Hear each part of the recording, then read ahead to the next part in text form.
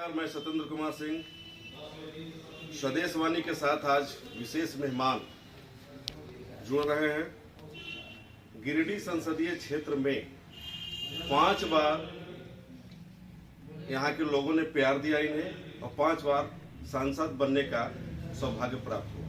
इन्होंने अपने कार्यकाल में बहुत सारे ऐसे कार्य किए जिसके कारण 5 बार इन्हें लोगों ने प्यार दिया, सांसद बनाया। लेकिन 6ठी बार किसी राजनीतिक साजिश के शिकार हुए जिसके कारण यह सीट आजसू के कोटे में चला गया और इनसे सीट छीन ली। इन्होंने अपने कार्यकाल में बहुत सारे ऐसे कार्य किए जिससे लोगों को खुशी मिली, लेकिन कई मुद्दे पर इन्हें आलोचना भी झेलना पड़ा।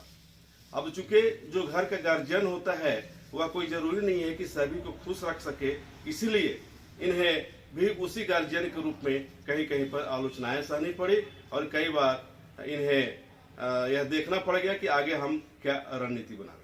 तो आज हम बात करेंगे पांडे जी से और यह बात जानना चाहेंगे कि कहां कहां इन्हें आलोचना सहना पड़ा और किन किन राजनीतिक क्षेत्र में कहां कहां इन्हें मुंह की खानी पड़ी।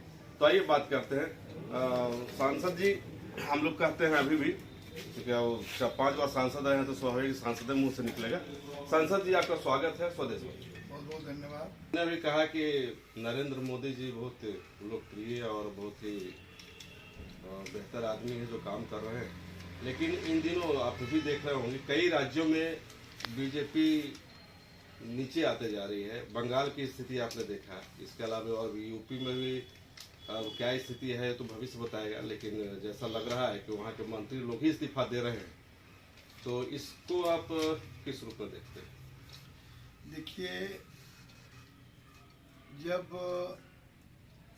बाढ़ आता है ना तो सांप, बिच्छू, नेवला सब एक ही गाछ पर चढ़ जाते हैं और पानी घटने का इंतजार करते हैं। आपने देखा होगा बंगाल में कि टीएमसी से कितने नेता टीएमसी छोड़ छोड़ करके बीजेपी में आ गए।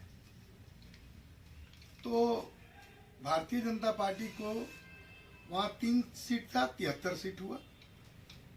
तो अगर उत्तर प्रदेश में कोई बीजेपी छोड़ करके सपा में जा रहा है या और कहीं जा रहा है तो उससे भारतीय जनता पार्टी को कोई फर्क नहीं पड़ने जा रहा है। सरकार बनेगी यूपी में और 300 पार का रहेगा टारगेट, इसमें कहीं कोई दुमत नहीं है। ये सब बरसाती मेढक हैं, जा रहे हैं, आ रहे हैं, आ रहे हैं, जा रहे हैं, कोई बात नहीं। आने वाला समय बीजेपी का होगा या फिर दूसरे संगठन का? देखिए, भारतीय जनता पार्टी ही एक ऐसा दल है जो राष्ट्र के बारे में चिंतन करता है, हिंदुत्व के बारे में चिंतन करता है, भारत कैसे विश्व गुरु बने इसका चिंतन करता है। अमेरिका जैसा देश भी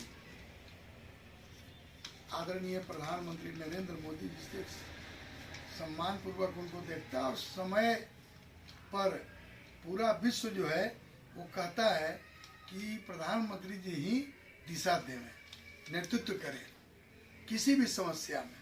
अभी कोविड कालखंड था तो यहाँ से विदेश हमारे प्रधानमंत्री जी ने दवा भिजवाया और वहाँ के गरीब कंट्री को इसका राहत दिया गया।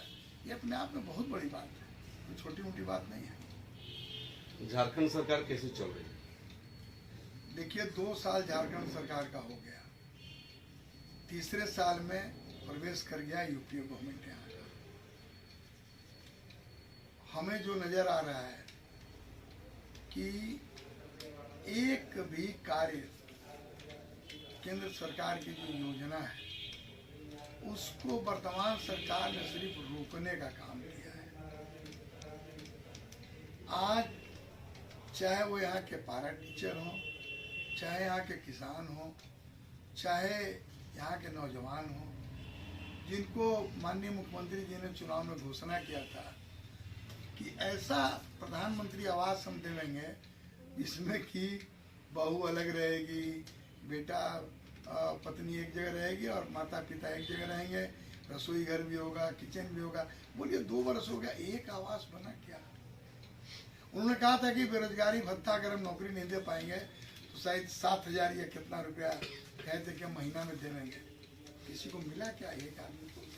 और मिला तो उसका सूची जारी करना चाहिए मुख्यमंत्री जी को। और इससे देखिए यहाँ की जनता बहुत भोली भाली है, आप जैसा समझाते हैं वो समझती है, लेकिन अगर उसके साथ अगर न्याय नहीं मिला तो फिर वह न्याय भी नहीं बर्दाश्त करते हैं।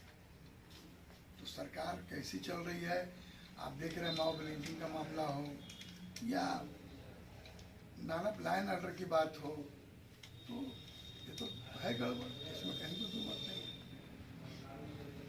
एक अंतिम सवाल आपसे करेंगे कि गिरिडीह जिले में पारसनाथ एक स्टेशन है, वहाँ से ऑनलाइन रेलवे स्टेशन ले जाना था, नया रेलवे लाइन ले जाना था पारसनाथ से गिरिडीह तक, और अभी तक उसमें हमारे ख्याल से जहाँ तक हमको लग रहा है कि कुछ हुआ नहीं।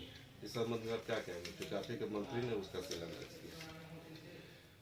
देखिए 2019 में चुनाव से ठीक 3 महीना पहले इसका शिलान्यास हुआ था, वर्क सैंक्शन है, लेकिन दुर्भाग्य है कि अभी तक उसमें कोई प्रगति नहीं हुआ है, इसमें कहने में कोई दो मत नहीं है।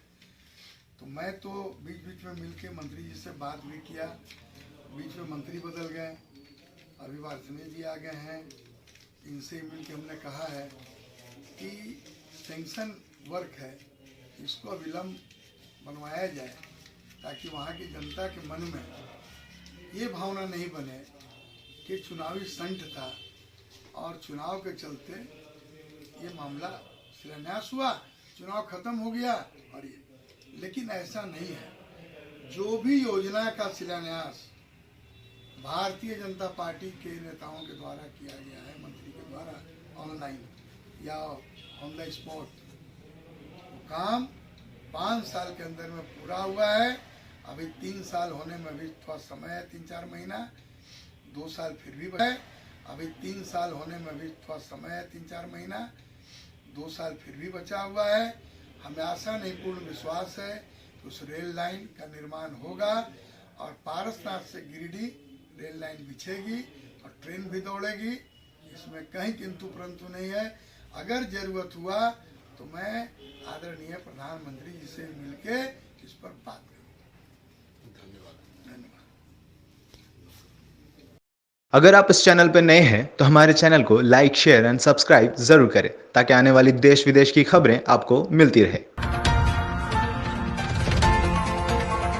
स्वदेश वाणी।